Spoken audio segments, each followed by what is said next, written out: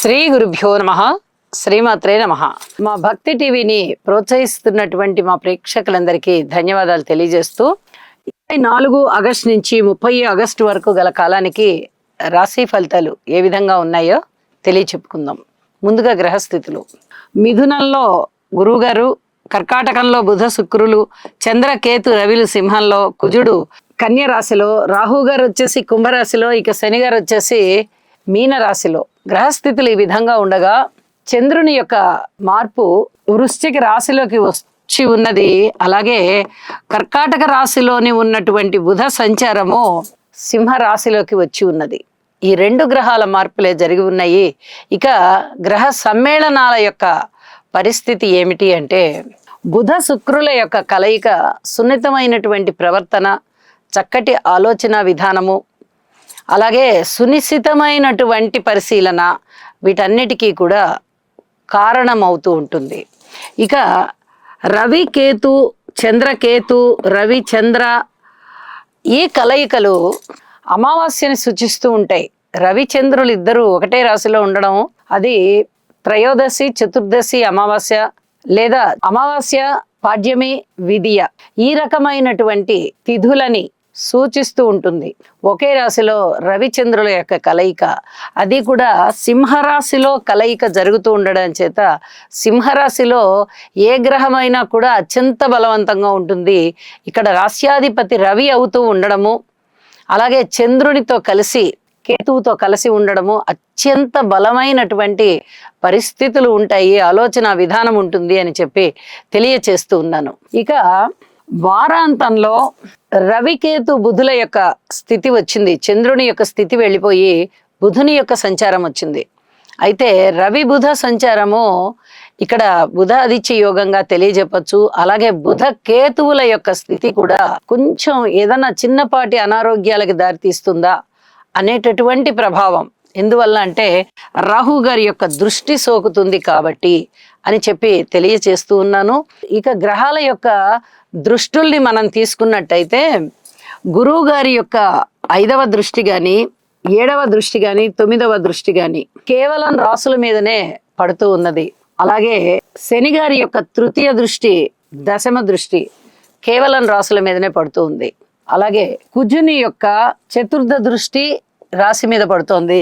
7వ దృష్టి శని గారి మీద, శని గారి యొక్క 7వ దృష్టి కుజుని మీద.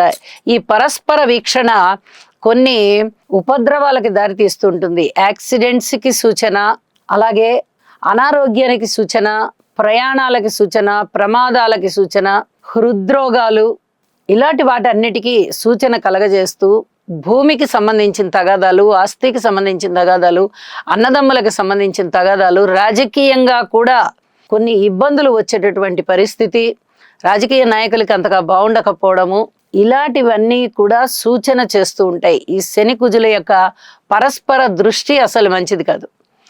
ఎవరికైనా కానీ జన్మ జాతకంలో కుజుని దృష్టి శని మీద ఉన్నా, అంటే అది 4వ స్థానం అవ్వచ్చు, 7వ స్థానం అవ్వచ్చు, 8వ స్థానం అవ్వచ్చు, కుజుడి నుంచి ఆ దృష్టిలు ఉన్నా, లేదా శని గారి నుంచి 3వ దృష్టి, 7వ దృష్టి, 10వ దృష్టి ఉన్నా కుజుడి మీద తప్పనిసరిగా శని కుజ స్తోత్రపారాయణాలు చదువుకోండి, వీలైతే జపాలు చేయించుకోండి. ఇది చాలా చాలా చెప్పదగినటువంటి సూచనగా తెలియజేస్తూ ఇక రాశుల్లోకి వెళ్దాము. కర్కాటక రాశి. కర్కాటక రాశి వారికి ఈ వారం రోజుల కాలాన్ని పరిశీలన చేసినట్లయితే 3 గ్రహాల యొక్క ఉనికి మాత్రమే బాగున్నది.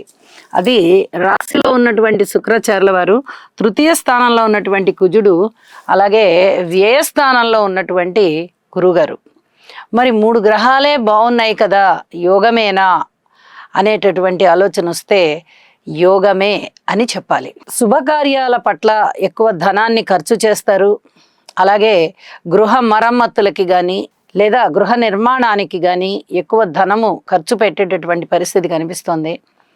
శుభకార్యాలలో ఎక్కువ పాల్గొనడము, విందు వినోద కాలక్షేపాలు ఉండడము, సున్నితమైన ప్రవర్తనని కలిగి ఉండడము, ఎవరు ఏది మాట్లాడినా కూడా వాటన్నిటినీ తేలిగ్గా తీసుకునేటటువంటి పరిస్థితి ఇప్పుడు ఉంటుంది. అలాగే అన్నదమ్ముల యొక్క సహాయ సహకారాలు ఉన్నాయి అనేటటువంటి తృప్తితో ఉండడము, ఇవన్నీ చాలా బాగున్నాయని చెప్పచ్చు. అలాగే ఇక్కడ ఇంకొక విషయాన్ని కూడా తెలియజెప్పాలి. ద్వితీయ స్థానంలోనే రవికేతు చంద్రులు ఉన్నారు. ధనము విషయంలో చాలా చాలా అప్ అండ్ డౌన్స్ ఏర్పడుతూ ఉంటాయి. కుటుంబం విషయంలో కూడా అధిక బాధ్యతలు మీ మీద పడడానికి అవకాశం ఉంది. భార్యాభర్తల మధ్య అన్యోన్యత కనబడబోవడం లేదు. అలాగే ప్రయాణాల విషయంలో కూడా అధిక జాగ్రత్తలు సూచించబడుతూ ఉన్నాయి. ఇక ఏదైనా ఆస్తి తగాదాలు లేదా ఆస్తి పంపకాలు ఇలాంటి విషయాలలో మటుకు మీరు పూర్తి జాగ్రత్త తీసుకోండి. ఇప్పుడు పరిస్థితులన్నీ అనుకూలంగా ఉన్నాయి అని అనుకుంటే ఇప్పుడు మీరు పంపకాలు చేసుకోండి. ఏదైనా ఇబ్బందికరమైన వాతావరణం కనిపిస్తోంది అంటే మటుకు ఖచ్చితంగా వాయిదా వేసుకోండి.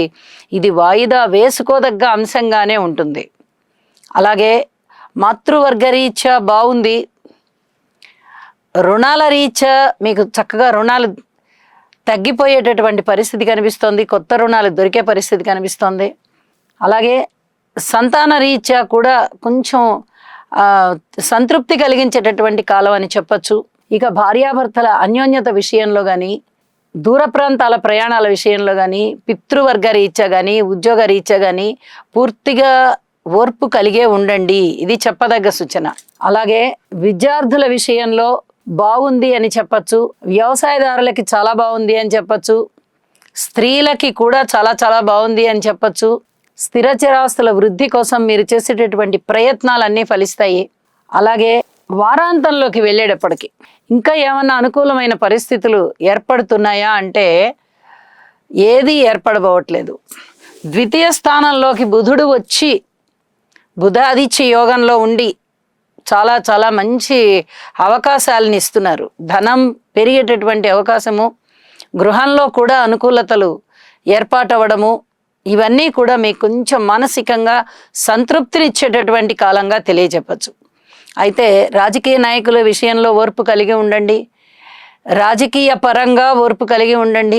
కార్మికులు, కర్షకులు, నేత పనివారు, చేతి వృత్తుల వారు ఇత్యాది వారందరూ పూర్తి ఓర్పును కలిగి ఉండాలి. ఎక్కడ అనుకూలమైన పరిస్థితులు కనబడబోవడం లేదు అని చెప్పి తెలియజేస్తున్నాను. ఇక పరిహారాల విషయంలో తప్పనిసరిగా శని కుజ గ్రహాలకి స్తోత్ర పారాయణలు మరింతగా చేసుకోండి. ఇది చెప్పదగినటువంటి సూచన. అలాగే ఇష్టదేవతారాధన కూడా చేయండి. మీకు శుభం కలుగుతుంది. శుభం. కుజగ్రహం యొక్క అనుకూలత కొరకు ధరణీ గర్భ సంభూతం విద్యుత్కాంతి సమప్రభం కుమారం శక్తిహస్తం తం మంగళం ప్రణమామ్యహం.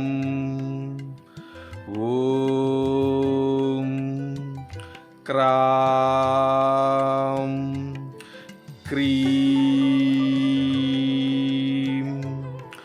క్రౌం సహ భౌమాయ నమః. శుక్రగ్రహం యొక్క అనుకూలత కొరకు హిమకుంద మృణాళాభం దైత్యానాం పరమం గురుం సర్వశాస్త్ర ప్రవక్తారం భాగం ప్రణమామ్యహం. ఓం ద్రాం ద్రీం ద్రౌం సహ శుక్రాయ నమః.